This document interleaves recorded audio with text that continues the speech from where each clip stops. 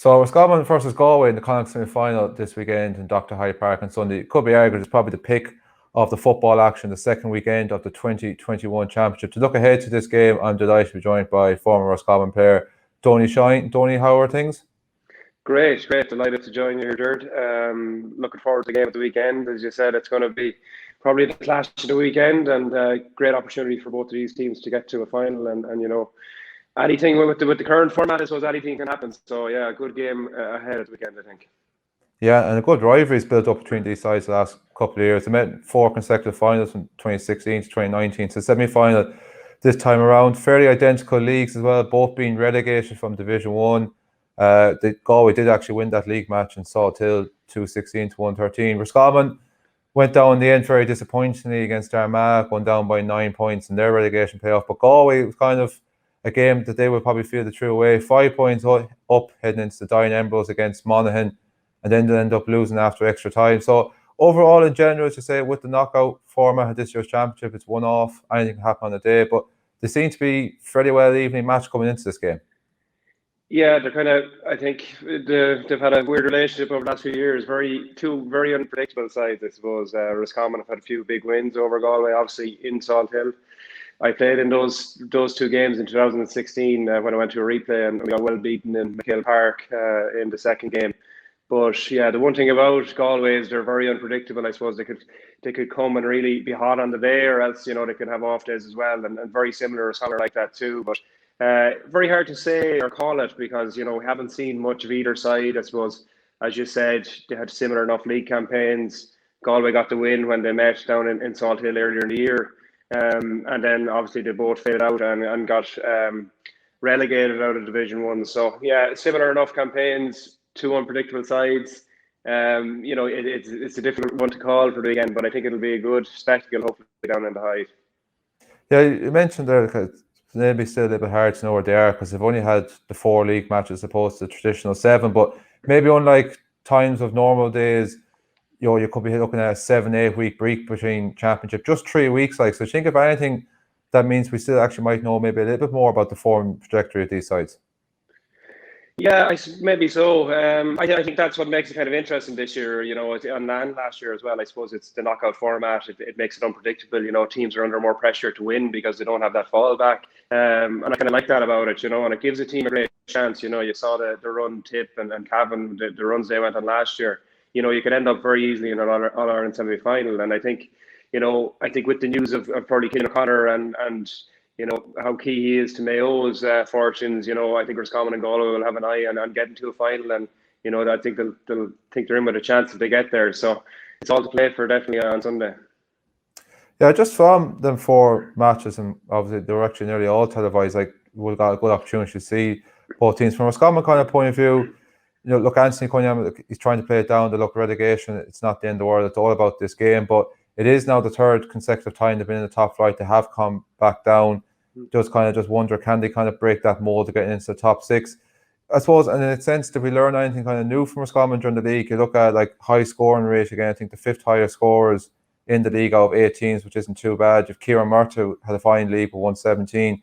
Donie Smith scoring 15 points, but defensively again, there still seems to be them kind of old concerns that have always flagged up this Roscommon team. Yeah, I suppose Division 1 is so competitive. I played 1 year in it myself, and we got a couple of victories and did all right. I think we stayed up, but it's obviously very difficult to stay there, especially when you're trying to maybe blood a few players or change up the team a little bit and give guys a bit of time on the pitch. You have to kind of find a nice balance in order to get the wins you need to secure your position in Division 1 and also give lads a chance as well to show a bit of form. So it's kind of a difficult mix, especially for a team like Roscommon that maybe, are just coming in or at the kind of bottom level of Division 1 and are trying to hang on to their position there. You mentioned a few players there, and Roscommon I think they've got an excellent forward line and they've got a few really good scoring forwards. And I'm kind of waiting for them to click. It just hasn't really happened this year yet, but hopefully Sunday, they can get things going. Kieran, you mentioned Kieran. Kieran is one of the best players in the country. He's a really top forward and he's going well, which that's a great sign for Roscommon. And then Donie Smith obviously going well. You'd expect to probably see Conor Cox, Carl Craig involved, all top forwards, and then with Enda around the middle as well. There's some really good players, but it just hasn't taken light yet this year. But hopefully Sunday will be the day that happens. maybe that's just feels a little bit of downfall for Roscommon. There's no doubt about it. Like as you mentioned, there's some really, really kind of good players there. But probably if you even look back to that 2016 final that you played in that went to replay in Salt Hill, like the personnel maybe hasn't changed that awfully much for Roscommon, maybe certainly since the 2017 win. And I looked at it down during the league, and there was no new name that we've seen that we haven't seen before. And it just kind of seems that we are kind of reliant on the same old faces all the time, then kind of good underage teams from the late noughties to the early part of the last decade, and that the underage success probably the last couple of years has dried up, and it just isn't maybe the quite caliber of same amount of players coming through. Yeah, maybe so. I suppose there is like even in 2016 there was massive competition. We had a very strong panel, and there was players coming in from underage, like Ulton Harney, really pushing for positions. You had obviously Jermid, Kieran, the two Smiths. There was a lot of good forwards and good players there, and it was kind of.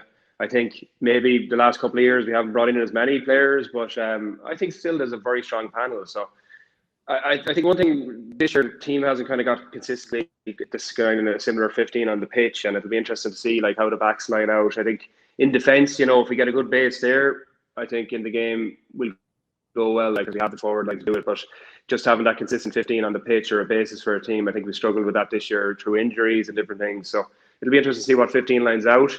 You'd probably expect to see two of the dailies on half back line maybe.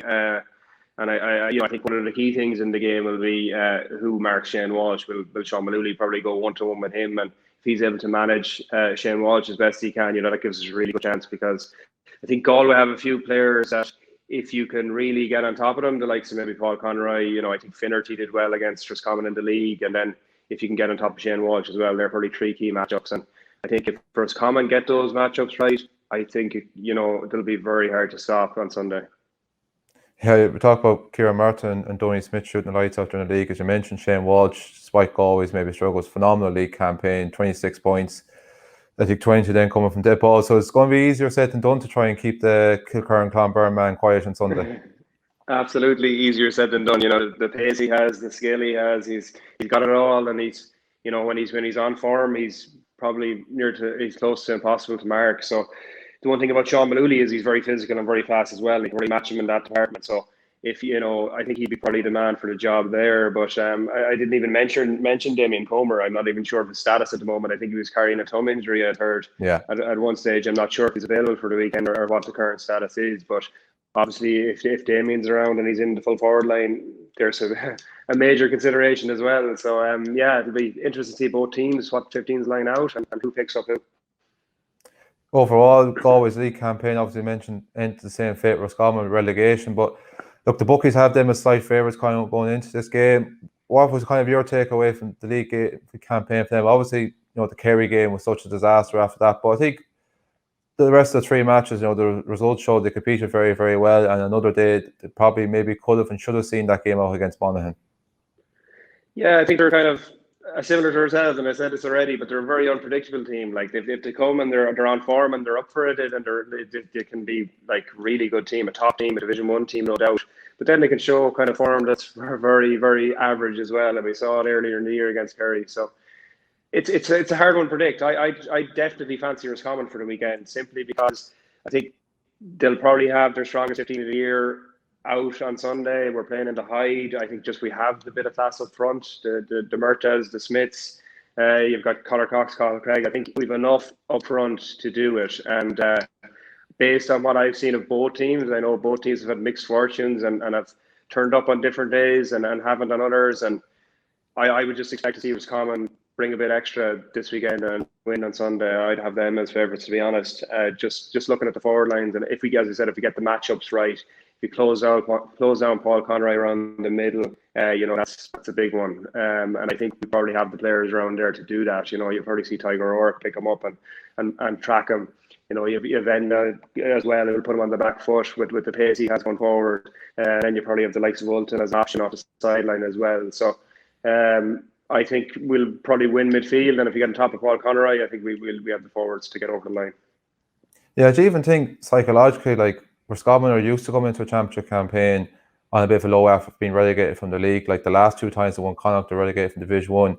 Even going back to 2010 when you were part of the team, we been relegated after a disastrous Division 3 campaign. I think we still have a couple of survivors in that team. Craig, Conor Devaney, I think, was young on the panel back then as well. I think that kind of could be important for Galway. Maybe it's a little bit of a shock. The last couple of years, they have come off good league campaigns, and with the quick turnaround as well, sometimes it might still be that little bit of a hangover. Yeah, like I remember 10, obviously we got relegated out of Division 3, and I wouldn't say morale was ever low in camp, though, even though like it if it was saying that you think it would be, but no, we were like, I suppose it's different. You kind of focus in on championship, and a lot of the league is preparation, and you're trying to get yourself ready, and with the short season and everything else, there was guys carrying injuries and things like that, and they'll be glad. I suppose the short run in is, I think it's great. Like, you don't have this kind of 8-week gap between league and championship, and they're getting straight into it. While the form might be mixed up, Roscommon coming off a defeat by Armagh, I still think it's a different game when you go playing championship, and I think Sunday hopefully you'll see a bigger performance, and hopefully a win. Yeah, you touched on there 2010. Obviously, you announced just after Christmas that you've finished playing from all forms of football due to injury. Obviously, there were some great days after that for both club and county. I think Roscommon won a couple of league titles. You won a couple of county titles with Clon, and that long famine as well in 2015. But does that day in Castlebar, July 2010, still rank as number one? Yeah, it was a great day out. It was kind of unexpected, I suppose. We obviously got relegated to Division 4, and Sligo had a really good year. They obviously beat Mayo and Galway, and everything was about them on the way into the final. But we were lucky that we had a really good setup. We were a very well organised team, and we really did our homework before that game. And I don't think anyone doubted that we could go and win it. So yeah, great day out. Great satisfaction, great memories. With a great group of fellas as well. So it'll be definitely up there. I think probably some of the stuff I probably achieved with my club in my latter years would have been well up there as well. So just a few good memories, and 2010 is definitely one of them. What was kind of like the feeling, we say, as you mentioned, that things weren't too low after the league campaign in 2010. I suppose Roscommon were perceived to be in the weaker side of the draw with London and Leitrim, but everyone kind of felt Sligo got the hard part done, knocking out the big guys, Sligo or knocking out Galway and Mayo. And I think a lot was made as well. The game was in Castlebar. We wind back 13 months. A lot of that Roscommon players got a chase in that day against Mayo. Did you still always just kind of feel that, like, bit by bit, a lot of that 26 minor team was coming through? If we can just gel, just click, get the confidence right, and maybe the fact you had the long break after the league, did that all kind of just play in a little bit? Yeah, maybe the long break did help, but I suppose the year before in 2009 was one of my first proper games for Roscommon in the championship, and we got a good lesson down in Castlebar, I suppose. But I don't know. I maybe morale was a little bit lower than I was with certain lads than it was with me. But I suppose when we had the boost of playing, London, who were pretty decent at the time, and I think we won the game by 6-7 points, but nevertheless, we're building confidence. So winning games is key, and just that kind of frame of mind of winning games, and the camp became kind of positive over the few weeks. We played London and we played Leitrim, had 2 good wins. And going into the Sligo game, at the end of the day, Sligo had beaten Mayo or Galway, Mayo and Galway, but they're still not a Mayo or a Galway. We'd always fancy our chance against Sligo, even though they were going very well at the time. But we'd kind of come together nicely, and I didn't think there was much of a hangover from the league at the time. We were kind of very much focused in on the championship. As you said, it was a longer break in between, so maybe we had the time to prepare and get the bad memory of the league out of the way. But it was a great memory. I obviously the following year we got to the final against Mayo in Hyde, and it was one we probably left behind because we'd become a much better team over that year period. I think we added a couple of players between 2010 and 11, and we'd really become a good team. Went over to New York, and we beat them well. The game was over after 15 minutes, and then we played Leitrim down in Carrick and Shannon and won that as well, and we were in a really good place. Probably very disappointed in 2011 because we definitely had the chances to beat Mayo on the Hyde, and back-to-back Connacht titles would have been very nice. I think Mayo probably went on and came fairly close that year, and obviously in the years after that they ended up in a few finals. So we had an opportunity that time, we didn't take it. And Sunday could be similar to that. If Roscommon take their opportunity, it could be in a Connacht final versus a Mayo team who are missing, probably their key player. And it's a great opportunity for Roscommon to get out of Connacht and to the latter stage of the championship. As far as we've got in recent years. Yeah, you could say that 2011 Connacht final was maybe a bit of a sliding doors moment for that Mayo team, because they'd come off the back of losing to Longford the previous summer, scraped past London, and they just really took off then after that under James Horn. I mentioned there as well, 2010 Sligo, that were going really, really strong back then, had famous victories against Galway and Mayo. And just Saturday kind of really marks just kind of how it's kind of, I wouldn't say maybe hit rock bottom, but really does underline it's a tough job going there at the moment. They were well beaten by Mayo, 323 to 12 points. And Saturday, the game was probably over by the first water break, 1-7 to kind of 2 points. It's amazing, kind of like, because even after that period of time, I think you were involved as well in 2015 when Sligo gave Roscommon a beating in Margaret's Park. They're always a county that would have prided themselves of being right able to compete with the best of the big two, and Roscommon in Connacht. And they've a long way now back really after, and Saturday kind of underlines that. Yeah, look, and there's no better team. If you're not operating at full tilt, there's no better team to show that than Mayo. They really are ruthless, and when they're playing at that level, they can really push you. We've experienced it a few times, and it's just a matter of brushing yourself off and getting back at it. And I'm sure Sligo will do that. I think they've over the last couple of years they've lost a few key players and things like that. It'll be difficult just to get back up to the level that they were at. But yeah, as I said, Mayo can show you up. If you're not 100%, there's no better team to hit you than Mayo.